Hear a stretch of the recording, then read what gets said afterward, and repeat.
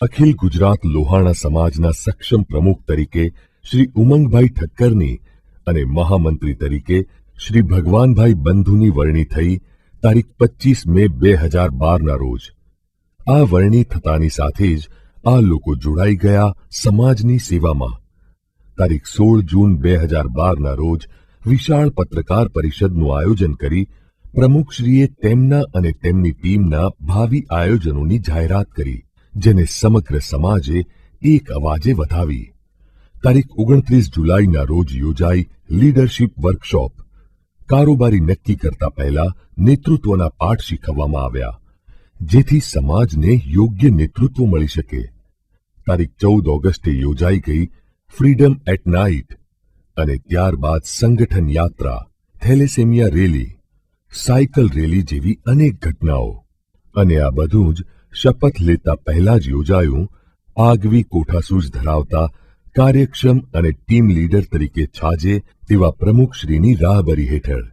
સમાજના પ્રમુખશ્રી તરીકે જોડાયા પછી તેમનો વિચાર સમાજમાં યુવા વર્ગ વધુને વધુ માત્રામાં જોડાય અને વડીલોનું માર્ગદર્શન લેતા રહેવાય તે દિશામાં આગળ વધવાનો છે.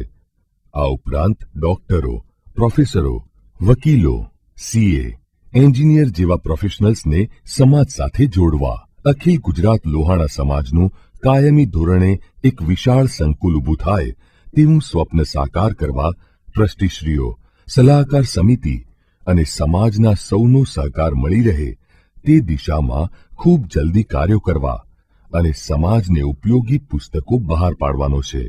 આ કમિટી ચોક્કસ લક્ષ્યાંકો સાથે અખિલ ગુજરાત લોહાણા સમાજને આગળ વધારવા માંગે છે. આ રહ્યા તેમના ભાવિ લક્ષ્યાંકો. સમગ્ર સમાજને સંગઠિત કરવો. સંગઠન સુધાર રથના માધ્યમથી સમગ્ર ગુજરાતમાં વસતા લોહાણા સમાજની વસ્તી ગણતરી આ રથમાં રહેલા આધુનિક ઉપકરણોથી કરી પ્રત્યેકને લોહાણા ઓળખપત્ર આપવા. સમગ્ર સમાજને વીમાનું સુરક્ષા કવચ આપવું.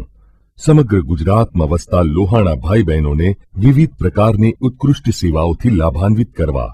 શિક્ષણ અને આરોગ્યની વિશિષ્ટ કામગીરીઓ કરી રઘુવંશી લોહાણા સમાજને વધુને વધુ લાભ થાય તે દિશામાં નક્કર કામગીરી કરવી.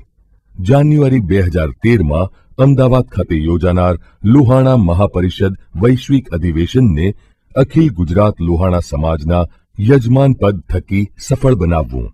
હોદ્દેદારો માટે લીડરશીપ વર્કશોપનું આયોજન કરવું.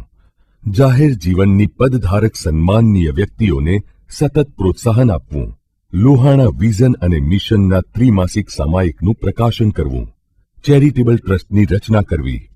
સમાજના મેળાવડાઓ તથા અન્ય પ્રસંગે વગાડી શકાય તેવું શૌર્ય ગીત તૈયાર કરાવવું.